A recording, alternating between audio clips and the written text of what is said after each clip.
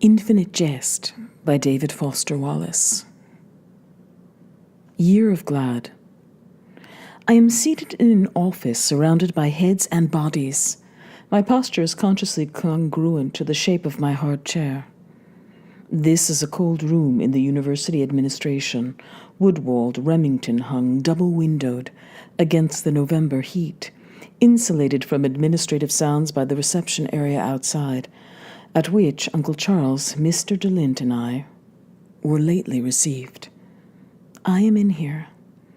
3 faces have resolved into place above the summer-weight sport coats and half-Windsors, across a polished pine conference table shiny with the spidered light of an Arizona noon. These are 3 deans of admissions, academic affairs, athletic affairs. I do not know which face belongs to whom. I believe I appear neutral, maybe even pleasant, though I've been coached to err on the side of neutrality and not attempt what would feel to me like a pleasant expression or smile. I've committed to crossing my legs, I hope, carefully, ankle on knee, hands together, in the lap of my slacks. My fingers are mated into a mirrored series of what manifests to me as the letter X. The interview room's other personnel include the university's director of composition, its varsity tennis coach, and academy prorector, Mr. A. DeLint. CT is beside me. The others sit, stand, and stand, respectively, at the periphery of my focus. The tennis coach jingles pocket change. There's something vaguely digestive about the room's odor. The high-traction sole of my complimentary Nike sneaker runs parallel to the wobbling loafer of my mother's half-brother, here in his capacity as headmaster, sitting in the chair to what I hope is my immediate right, also facing deans. The dean at left, a lean, yellowish man whose fixed smile nevertheless has the impermanent quality of something stamped into uncooperative material, is a personality type I've come lately to appreciate, the type who delays need of any response from me by relating my side of the story for me, to me. Past a packet of computer sheets by the shaggy lion of a dean at center, he is speaking more or less to these pages, smiling down. You are Harold Incandenza, 18. Date of secondary school graduation, approximately 1 month from now, attending the Enfield Tennis Academy, Enfield, Massachusetts, a boarding school where you reside. His reading glasses are rectangular, court-shaped, the sidelines at top and bottom. You are, according to Coach White and Dean, unintelligible, a regionally, nationally, and continentally ranked junior tennis player, a potential ONANCAA athlete of substantial promise, recruited by Coach White via correspondence with Dr. Tavis here commencing February of this year. The top page is removed and brought around neatly to the bottom of the sheaf at intervals. You've been in residence at the Enfield Tennis Academy since age 7. I am debating whether to risk scratching the right side of my jaw, where there's a wen. Coach White informs our offices that he holds the Enfield Tennis Academy's program and achievements in high regard, that the University of Arizona's tennis squad has profited from the prior matriculation of several former ETA alumni, one of whom was Mr. Aubrey F. DeLint, who appears to also be with you here today. Coach White and his staff have given us, the yellow administrator's usage is on the whole undistinguished, though I have to admit he's made himself understood.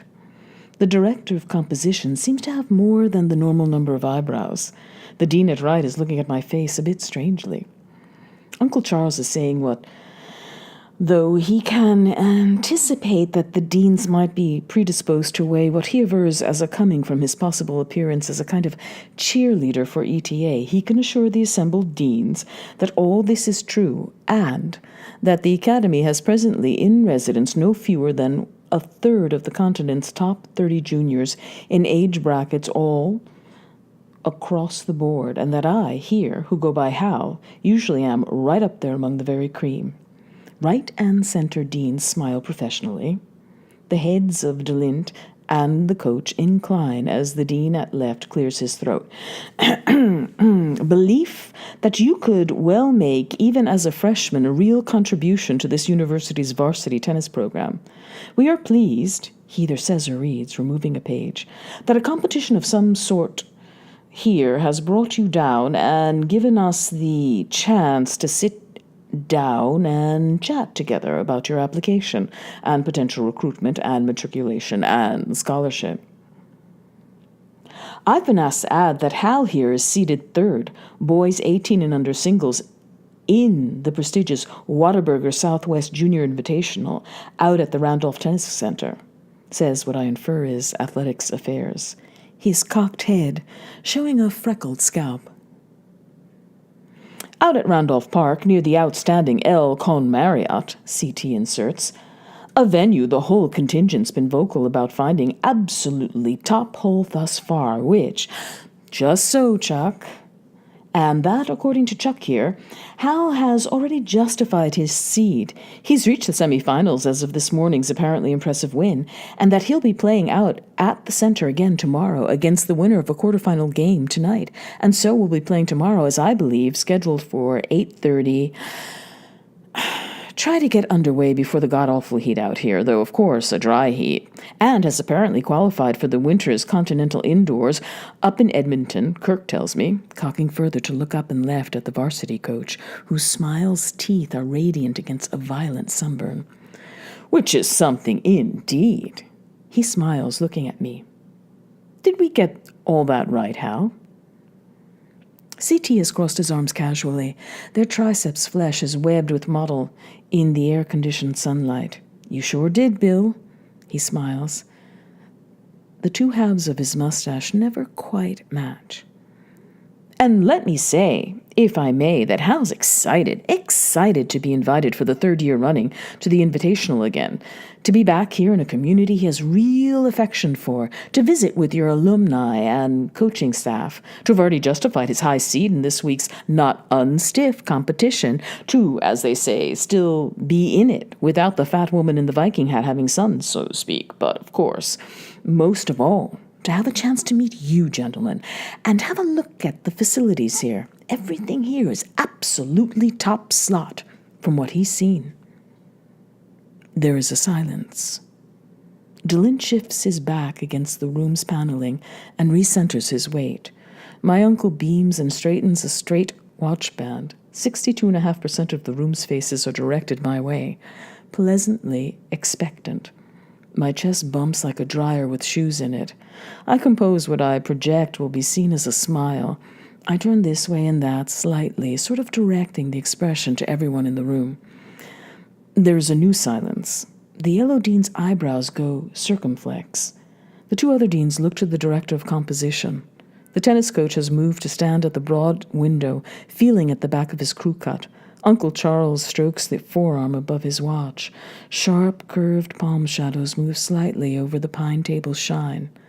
The one head's shadow a black moon. Is Hal all right, Chuck?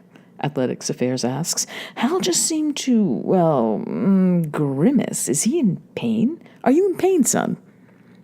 Hal's right as rain, smiles my uncle, soothing the air with a casual hand. Just a bit of, let's call it maybe a facial tic, slightly, at all the adrenaline of being here on your impressive campus, justifying his seed so far without dropping a cent, receiving that official written offer of not only waivers, but a living allowance from Coach White here.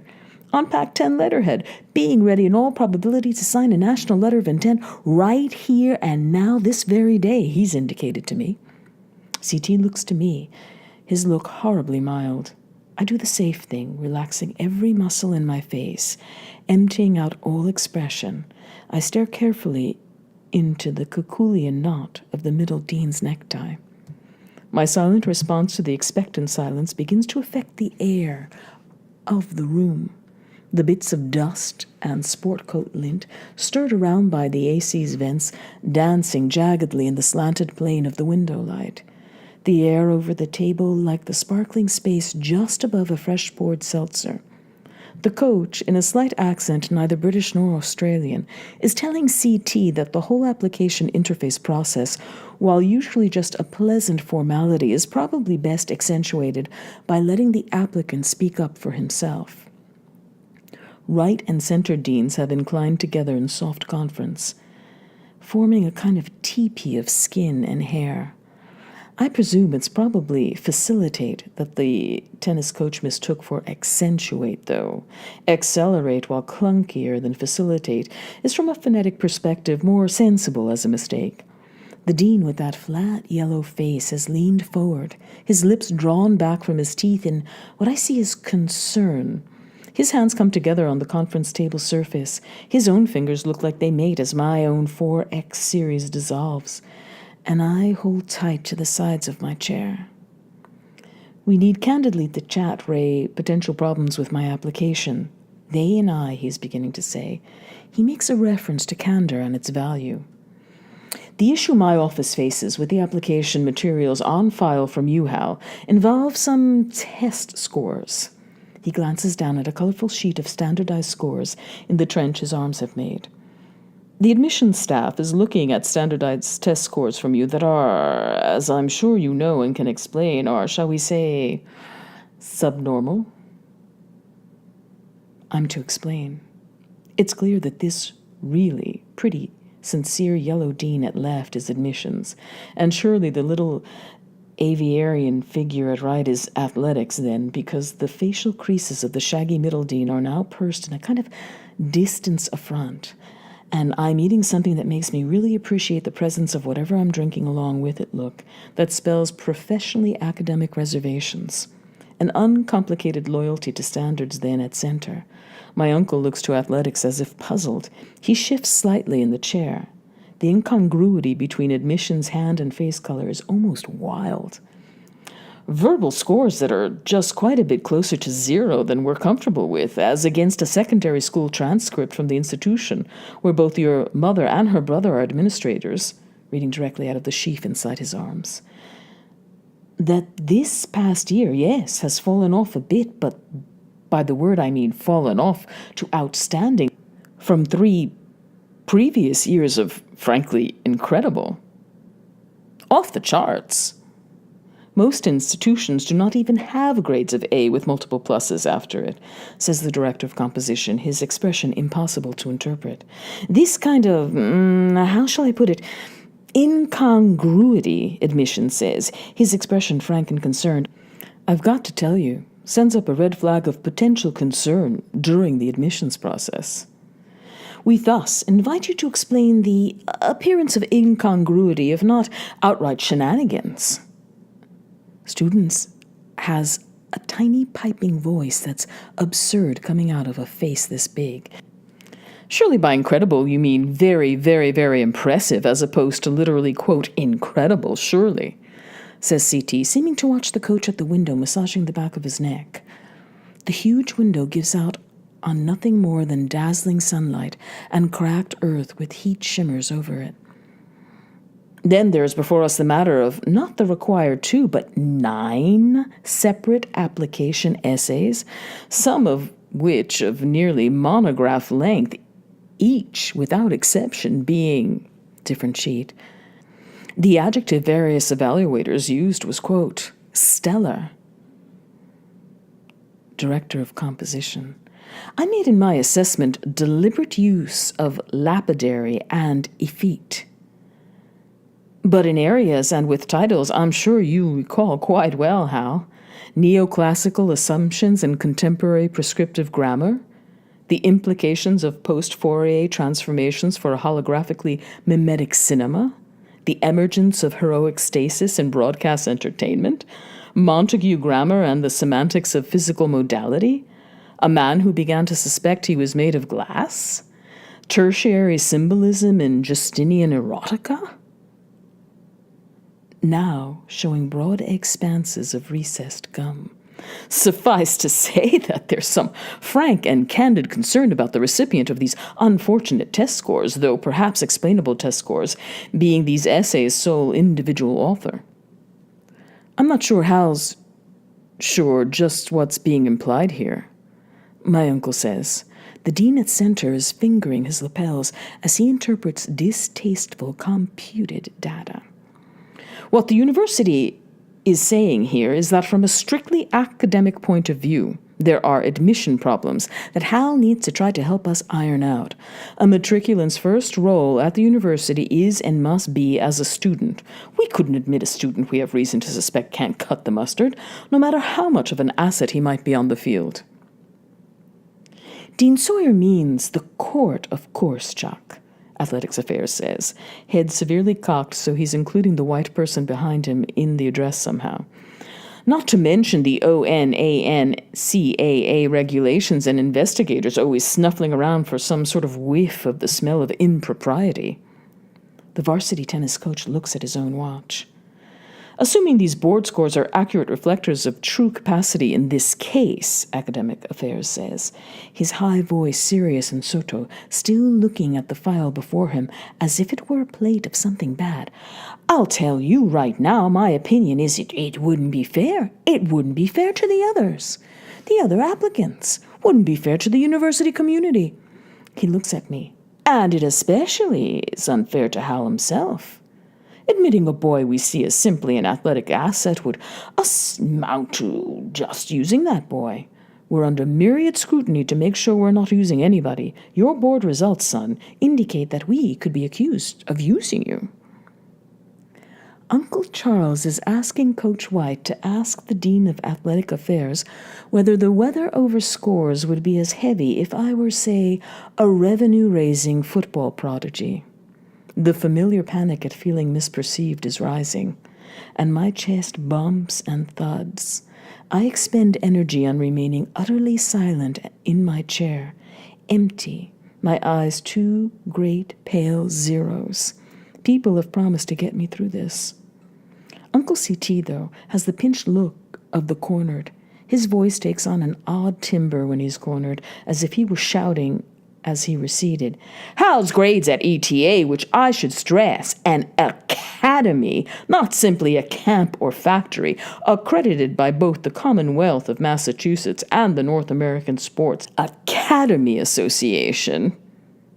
It's focused on the total needs of the player and student, founded by a towering intellectual figure whom I hardly need name here, and based by him on the rigorous Oxbridge Quadrivium Trivium curricular model, a school fully staffed and equipped by a fully certified staff, should show that my nephew here can cut just about any Pac-10 mustard that needs cutting, and that, DeLint is moving toward the tennis coach, who is shaking his head, would be able to see a distinct flavor of minor sport prejudice about this whole thing. CT says, crossing and recrossing his legs, as I listen, composed and staring. The room's carbonated silence is now hostile. I think it's time to let the actual applicant himself speak out on his own behalf, Academic Affairs says very quietly. This seems somehow impossible with you here, sir. Athletic smiles tiredly under a hand that massages the bridge of his nose. Maybe you'd excuse us for a moment and wait outside, Chuck. Coach White could accompany Mr. Tavis and his associate out to reception, the Yellow Dean says, smiling into my unfocused eyes. Led to believe this has been all ironed out in advance from the... CT is saying as he and DeLint are shown to the door. The tennis coach extends a hypertrophied arm. Athletics says, we're all friends and colleagues here. This is not working out. It strikes me that exit signs would look to a native speaker of Latin like red-lit signs that say he leaves. I would yield to the urge to bolt for the door ahead of them if I could know that bolting for the door is what the men in this room would see. DeLint is murmuring something to the tennis coach. Sounds of keyboards, phone consoles, as the door is briefly opened, then firmly shut. I am alone among administrative heads. Offense intended to anyone, Athletics Affairs is saying, his sport coat tan and his necktie insigniated in tiny print, beyond just physical abilities out there in play, which, believe me, we respect, want, believe me. Question about it, wouldn't be so anxious to chat with you directly, see? That we've known in processing several prior applications through Coach White's office that the Enfield School is operated, however impressively, by close relations of first your brother, who I can still remember the way White's predecessor, Maury Clampkin, wooed that kid so that the grades of objectivity can be all too easily called into question. By whomsoever's calling, NAAUP, ill-willed Pac-10 programs, ONANCAA. The essays are old ones, yes, but they are mine, demois. But they are, yes, old, not quite on the application's instructed subject of most meaningful educational experience ever. If I'd done you one from last year, it would look to you like some sort of infant's random stabs on a keyboard, and to you, who use whomsoever as a subject. And in this new, smaller company, the director of composition seems abruptly to have emerged as both the alpha of the pack here and way more effeminate than he'd seemed at first, standing hip-shot with a hand on his waist, walking with a roll to his shoulders, jingling change as he pulls up his pants, as he slides into the chair, still warm from CT's bottom, crossing his legs in a way that inclines him well into my personal space, so that I can see multiple eyebrow ticks and capillary webs in the oysters below his eyes, and smell fabric softener and the remains of a breath mint turned sour. A bright, solid, but very shy boy. We know about your being very shy. Kirk White's told us what your athletically built, rather standoffish younger instructor told him, the director says softly, cupping what I feel to be a hand over my sport coat's biceps. Surely not. Who simply needs to swallow hard and trust and tell his side of the story to these gentlemen who bear no maliciousness, none at all, but are doing our jobs and trying to look out for everyone's interest at the same time. I can picture DeLint and White sitting with their elbows on their knees in the defecatory posture of all athletes at rest. DeLint staring at his huge thumbs, while CT in the reception area paces in a tight ellipse, speaking into his portable phone. I've been coached for this like a dawn before a RICO hearing. A neutral and effectless silence. The sort of old defensive game shit used to have me play. The best defense. Let everything bounce off you. Do nothing. I'll tell you all you want and more if the sounds I made could be what you hear. Athletics with his head out from under his wing. To avoid admission procedures that could be seen as primarily athletics-oriented. It could be a mess, son. Bill means the appearance, not necessarily the real true facts of the matter, which you alone can fill in, says the director of composition. The appearance of the high athletic ranking, the subnormal scores, the over-academic essays, the incredible grades vortexing out of what could be seen as a nepotistic situation. The yellow dean has leaned so far forward that his tie is going to have a horizontal dent from the table edge. His face sallow and kindly, and no shit whatever. Look here, Mr. Incandenza. How? Please, just explain to me why we couldn't be accused of using you, son. Why nobody could come and say to us, why, look here, University of Arizona, here you're using a boy for just his body, a boy so shy and withdrawn he won't speak up for himself, a jock with doctored marks, a store-bought application. The Brewster's angle light of the tabletop appears as a rose flush behind my closed lids. I cannot make myself understood. I am not just a jock, I say slowly, distinctly. My transcript for the last year might have been dickied a bit, maybe, but that was to get me over a rough spot. The grades prior to that are de moi. My eyes are closed. The room is silent. I cannot make myself understood now. I am speaking slowly and distinctly. Call it something I ate. It's funny what you don't recall. Our first home in the suburb of Weston, which I barely remember. My eldest brother, Orrin, says he can remember being in the home's backyard with our mother in the early spring, helping the moms till some sort of garden out of the cold yard, March or early April. The garden's area was a rough rectangle laid out with popsicle sticks and twine.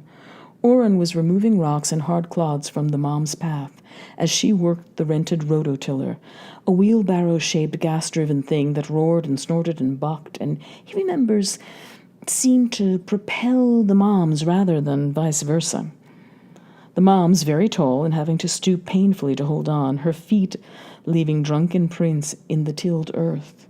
He remembers that in the middle of the tilling, I came tear-assing out the door and into the backyard, wearing some sort of fuzzy red poo-wear, crying, holding out something he said was really unpleasant-looking in my upturned palm. He says I was around 5 and crying and was vividly red in the cold spring air. I was saying something over and over. He couldn't make it out until our mother saw me and shut down the tiller, ears ringing, and came over to see what I was holding out. This turned out to have been a large patch of mold. Orrin posits from some dark corner of the Weston home's basement, which was warm from the furnace and flooded every spring. The patch itself he describes as horrific, darkly green, glossy, vaguely hirsute, speckled with parasitic fungal points of yellow, orange, red. Worse, they could see that the patch looked oddly incomplete, gnawed on, and some of the nauseous stuff was smeared around my open mouth. I ate this, was what I was saying. I held the patch out to the moms, who had her contacts out for the dirty work, and at first, bending down, saw only her crying child, hand out, proffering. And in that most maternal of reflexes, she, who feared and loathed more than anything spoilage and filth, reached to take whatever her baby held out, as in how many used heavy Kleenex, spit-back candies, wads of chewed-out gum, in how many theaters, airports, back seats, tournament lounges. Oh, stood there, he says, hefting a cold clod, playing with the Velcro on his puffy coat, watching as the moms bent way down to me, hand reaching, her lowering face with its presbyopic squint, suddenly stopped, froze, beginning to ID what it was I held out, countenancing evidence of oral contact with same. He remembers her face as past describing. Her outstretched hand, still roto-trembling, hung in the air before mine. I ate this, I said. Pardon me? O says he can only remember sick, saying something caustic, as he limboed a crick out of his back. He says he must have felt a terrible impending anxiety. The moms refused ever even to go into the damp basement. I'd stopped crying, he remembers, and simply stood there, the size and shape of a hydrant, in red PJs with attached feet, holding out the mold, seriously, like the report of some kind of audit. O says his memory diverges at this point, probably as a result of anxiety. In his first memory, the mom's path around the yard is a broad circle of hysteria. God! She calls out, Help! My son ate this! She yells in Orrin's second and more fleshed-out recollection, yelling it over and over, holding the speckled patch aloft in a pincer of fingers, running around and around the garden's rectangle while O gaped at his first real sight of adult hysteria. Suburban neighbors' heads appeared in windows and over the fences, looking. O remembers me tripping over the garden's laid-out twine, getting up dirty, crying, trying to follow. God! Help! My son ate this! Help! She kept yelling, running a tight pattern just inside the square of string. And my brother Orrin remembers noting how even in hysterical trauma, her flight lines were plumb, her footprints Native American straight, her turns inside the ideogram of string crisp and martial, crying, My son ate this! Help! And lapping me twice before the memory recedes. My application's not bought, I am telling them, calling into the darkness of the red cave that opens out before closed eyes. I am not just a boy who plays tennis. I have an intricate history, experiences, and feelings. I'm complex. I read, I say. I study and read. I bet I've read everything you've read. Don't think I haven't. I consume libraries. I wear out spines and ROM drives. I do things like get in a taxi and say, the library, and step on it. My instincts concerning syntax and mechanics are better than your own. I can tell with due respect.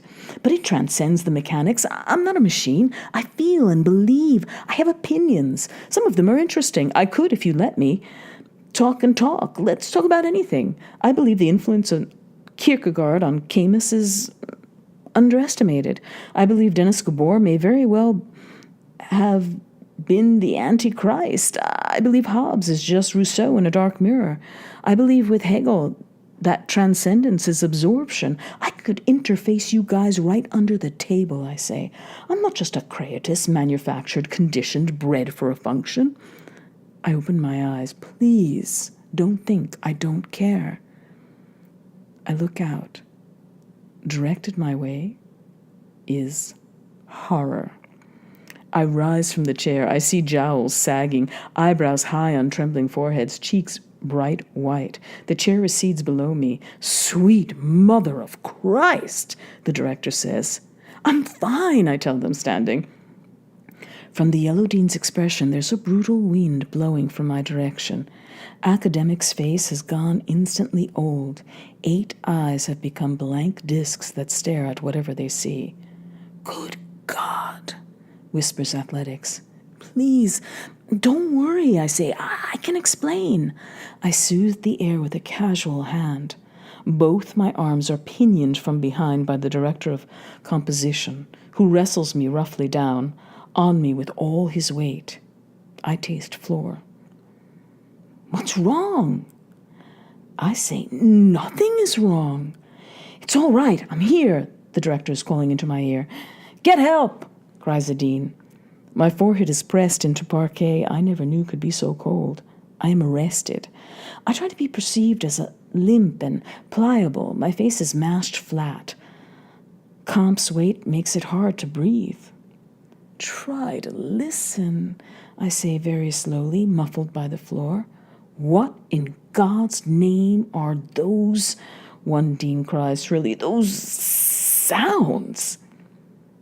There are clicks of a phone's console's buttons, shoes, heels moving, pivoting, a sheaf of flimsy pages falling.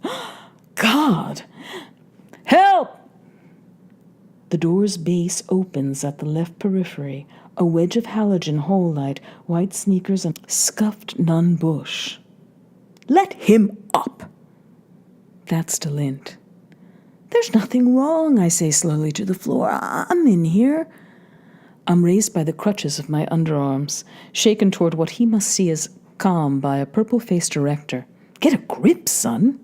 DeLint at the big man's arm. Stop it! I am not what you see and hear.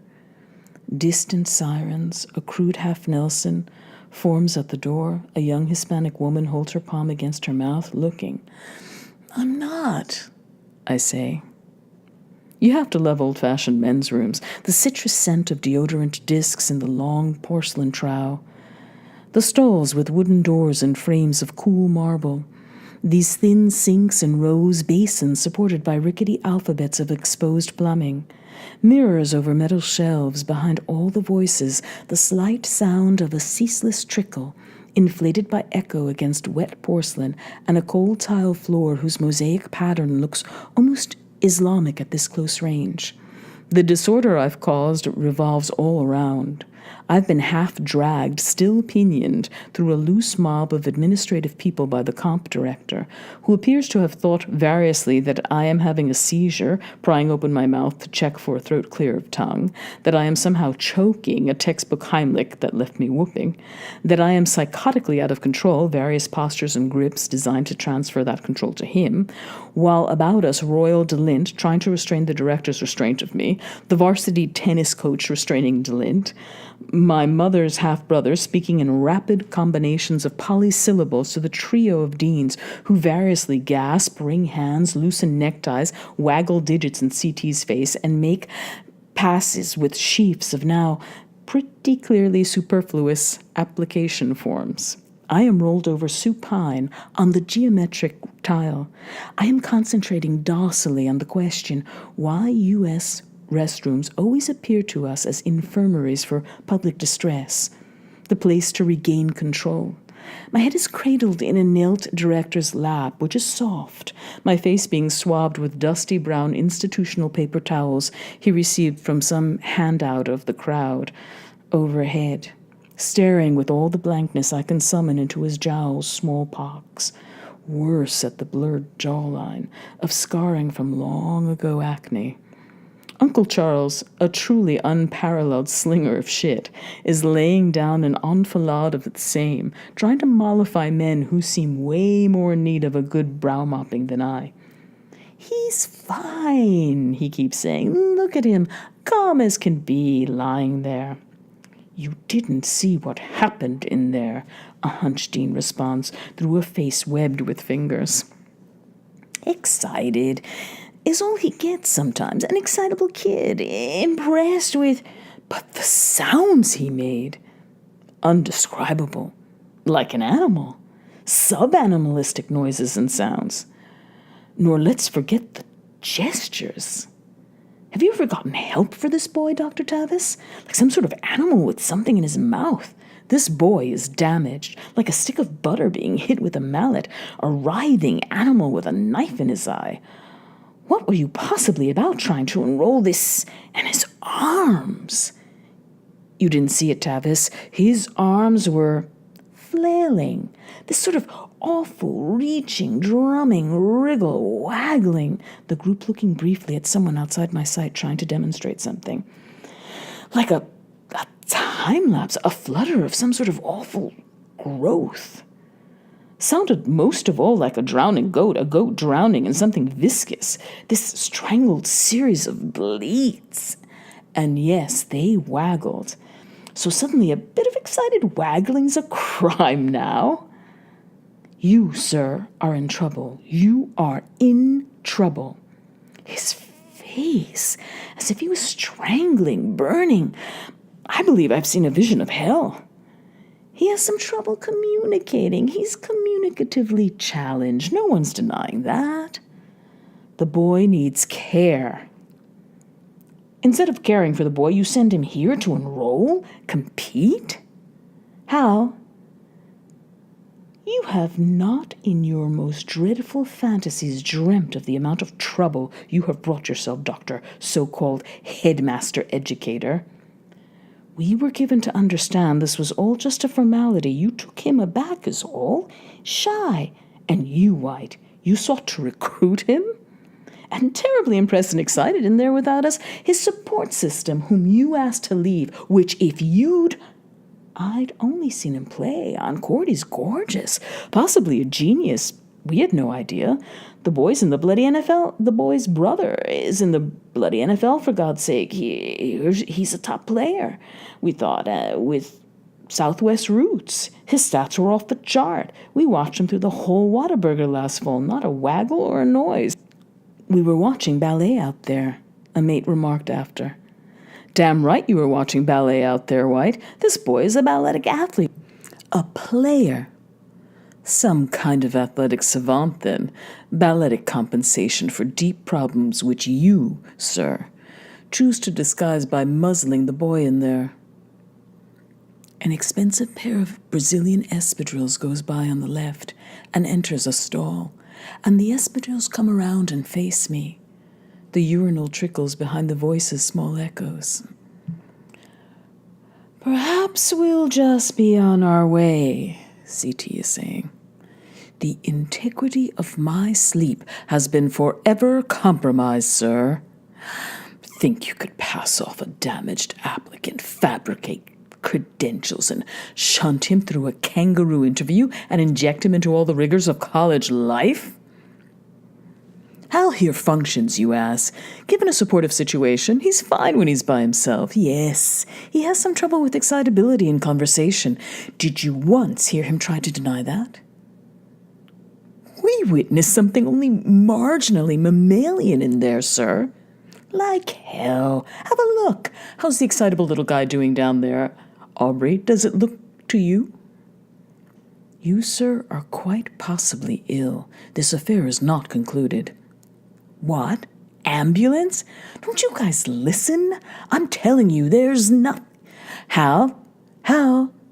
Dope him up, seek to act as his mouthpiece, muzzling, and now he lies there, catatonic, staring. The crackle of Delin's sneeze. Hal? Inflate this publicly in any distorted way. The Academy has distinguished alumni, litigators at council. Hal here is provably competent. Credentials out the bazoo, Bill. The boy reads like a vacuum, digests things. I simply lie there, listening, smelling the paper towel, watching an espadrille pivot. There's more to life than sitting there interfacing. It might be a newsflash to you. And who could not love that special and leonine roar of a public toilet? Not for nothing did Oren say that people outdoors down here just scuttle in vectors from air conditioning to air conditioning. The sun is a hammer. I can feel one side of my face starting to cook. The blue sky is glossy and fat with heat. A few thin cirri, sheared to blown strands like hairs at the rims. The traffic is nothing like Boston. The stretcher is the special type with restraining straps at the extremities. The same Aubrey Delint I dismissed for years as a 2D martinet knelt gurneyside to squeeze my restrained hand and say, just hang in there, buckaroo, before moving back into the administrative fray at the ambulance's doors. It is a special ambulance, dispatched from, I'd rather not dwell on where, with not only paramedics but some kind of psychiatric MD on board. The medics lift gently and are handy with straps. The MD, his back up against the ambulance's side, has both hands up in dispassionate mediation between the deans and CT, who keeps stabbing skyward with his cellular's antenna as if it were a saber, outraged that I'm being needlessly ambulanced off to some emergency room against my will and interests. The issue, whether the damaged even have interested wills, is shallowly hashed out as some sort of ultra-Mach fighter too high overhead to hear slices the sky from north to south.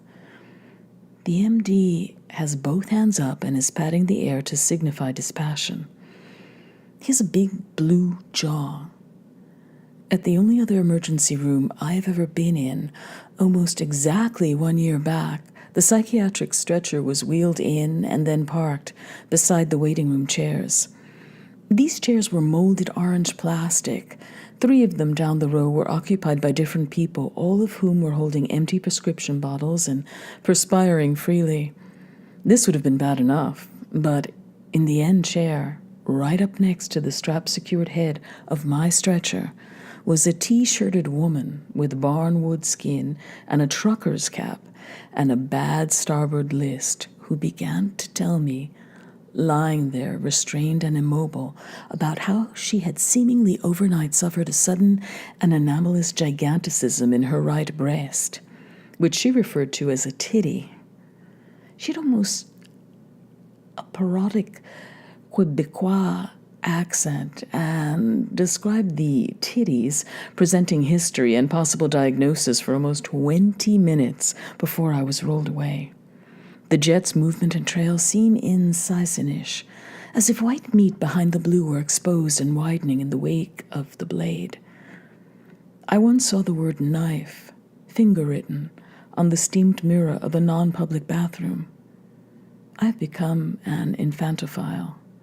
I'm forced to roll my closed eyes either up or to the side to keep the red cave from bursting into flames from the sunlight.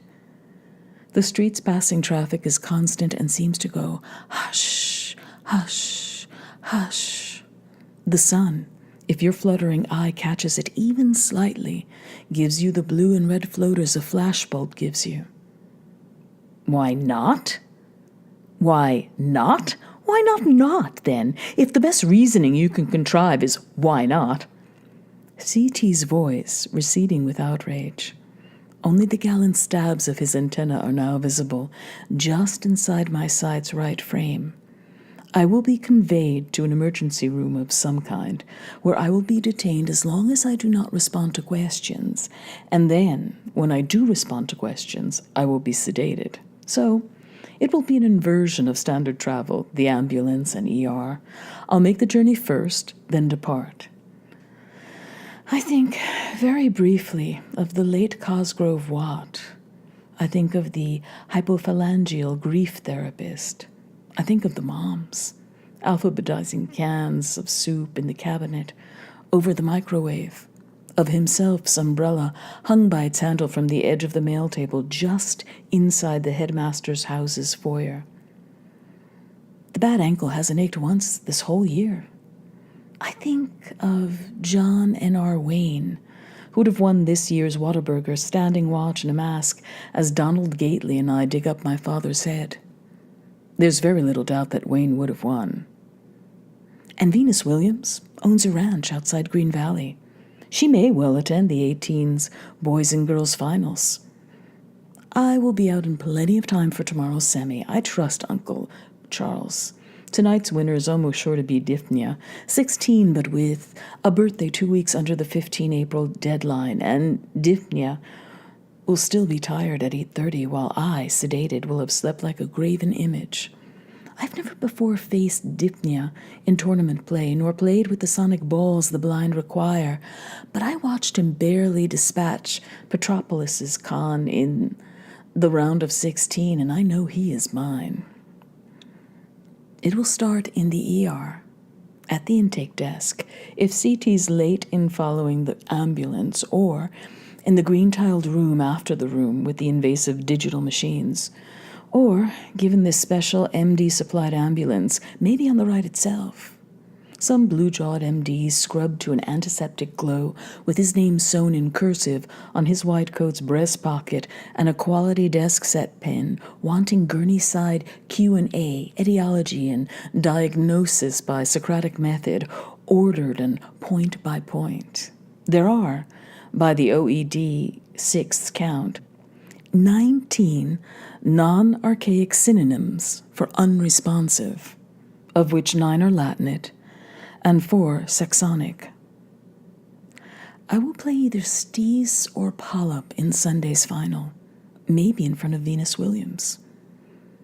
It will be someone blue-collar and unlicensed, though, inevitably. A nurse's aide with quick-bit nails, a hospital security guy, a tired Cuban orderly who addresses me as Ju, who will, looking down in the middle of some kind of bustled task, catch what he sees as my eye and ask, "So yo then, man, what's your story?"